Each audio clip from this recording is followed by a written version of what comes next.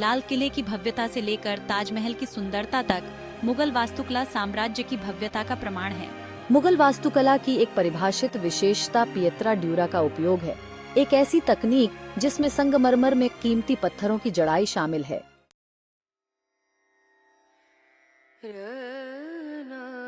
अपनी स्थापत्य उपलब्धियों के साथ साथ मुगल लघु चित्रकला की एक जीवंत परंपरा के संरक्षक थे।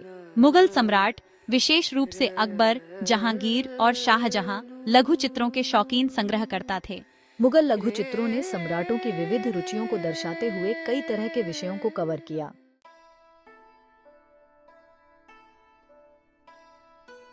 मुगल युग न केवल स्थापत्य और कलात्मक भव्यता का काल था, बल्कि महत्वपूर्ण साहित्यिक उत्पादन का भी समय था।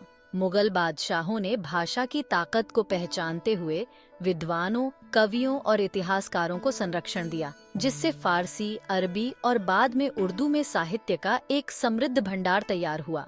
अकबर ज्ञान और सांस्कृतिक आदान प्रदान के समर्थक ने अपने दरबार में एक पुस्तकालय की स्थापना की, जिसमें विभिन्न धार्मिक और बौद्धिक पृष्ठभूमि के विद्वान आकर्षित हुए। उनके शासनकाल में महाभारत और रामायण सहित कई संस्कृत ग्रंथों का फारसी में अनुवाद किया गया, जिससे विभिन्न धार्मिक समुदायों के बीच अधिक समझ को बढ़ावा मिला।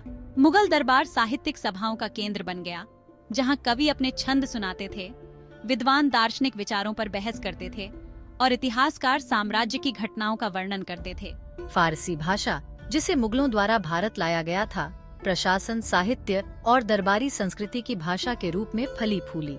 मुगल युग की सबसे महत्वपूर्ण साहित्यिक कृतियों में से एक अकबरनामा है, जो स्वयं सम्राट द्वारा कमीशन की गई अकबर की जीवनी है और उनके दरबारी इतिहासकार अबुल फजल द्वारा लिखी गई है। यह 3 खंडों वाली कृति, जो सुंदर फारसी गद्य में लिखी गई है, अकबर के जीवन, शासनकाल और नीतियों का विस्तृत विवरण प्रदान करती है, जो उनके युग के दौरान राजनीतिक, सामाजिक और सांस्कृतिक जीवन में बहुमूल्य अंतर्दृष्टि प्रदान करती है।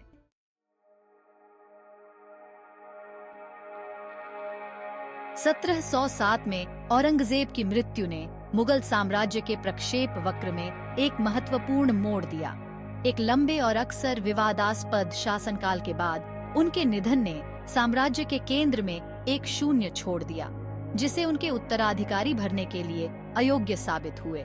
इसके बाद जो हुआ वह पतन का दौर था, जिसकी विशेषता आंतरिक कलह, आर्थिक अस्थिरता और क्षेत्रीय शक्तियों के उदय द्वारा मुगल सत्ता को चुनौती देना था। जहां औरंगजेब के शासनकाल में साम्राज्य अपने सबसे बड़े भौगोलिक विस्तार तक पहुंच गया था, वहीं उसकी नीतियों, विशेष रूप से उसकी धार्मिक रूढ़िवादिता और सैन्य विस्तार पर ध्यान केंद्रित करने ने असंतोष के बीज बोए थे। जो साम्राज्य वह पीछे छोड़ गया था, वह विशाल था, लेकिन यह बहुत अधिक विस्तारित, आर्थिक रूप से सूखा हुआ और आंतरिक विभाजनों से जूझ रहा था।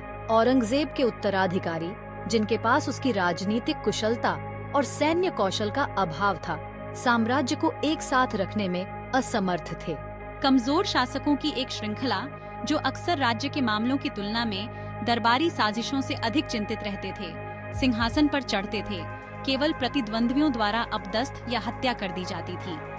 सत्ता के लिए इस निरंतर संघर्ष ने मुगल बादशाह के केंद्रीय अधिकार को कमजोर कर दिया और क्षेत्रीय राज्यपालों और विद्रोही गुटों को अपनी स्वतंत्रता का दावा करने के लिए प्रोत्साहित किया।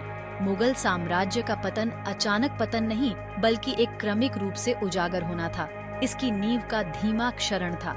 जैसे जैसे केंद्रीय सत्ता कमजोर होती गई, साम्राज्य अर्ध स्वतंत्र राज्यों के एक चिथड़े में बंट गया, जिनमें से प्रत्येक पर महत्वाकांक्षी राज्यपालों, विद्रोही राजकुमारों या नई उभरती शक्तियों का शासन था।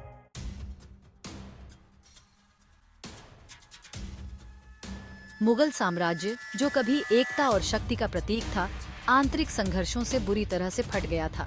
राजकुमारों ने सिंहासन के लिए होड़ करते हुए शक्तिशाली रईसों और क्षेत्रीय राज्यपालों के साथ गठबंधन किया। ये गठबंधन अक्सर बदलते और अवसरवादी साम्राज्य को और अस्थिर करते थे, जिससे उत्तराधिकार के लिए बार बार युद्ध होते थे और केंद्रीय अधिकार की किसी भी झलक को कमजोर करते थे। साम्राज्य के संकटों को और बढ़ा दिया गया। धार्मिक तनावों के उदय ने, जो औरंगजेब की नीतियों से बढ़ गया था, जजिया को फिर से लागू करने और हिंदू मंदिरों को नष्ट करने से हिंदू आबादी के कुछ वर्गों में आक्रोश पैदा हो गया था। सतह के नीचे सुलग रहा यह आक्रोश विद्रोहों में फूट पड़ा, जिससे साम्राज्य का ताना बाना और कमजोर हो गया। औरंगजेब के बाद आने वाले मुगल बादशाह अधिकांश भाग के लिए अपने शानदार पूर्ववर्तियों के साये थे।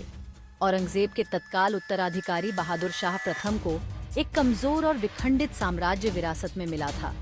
हालांकि उन्होंने विद्रोही गुटों को शांत करने और स्थिरीकरण बहाल करने का प्रयास किया, लेकिन उनका शासनकाल अल्पकालिक था और साम्राज्य अपने पतन की ओर बढ़ता रहा।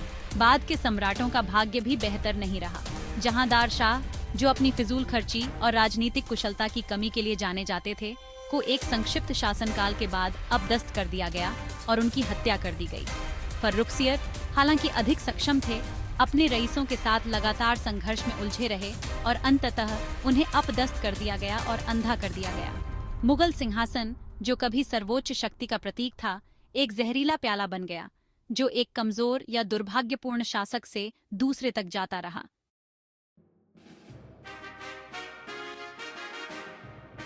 जैसे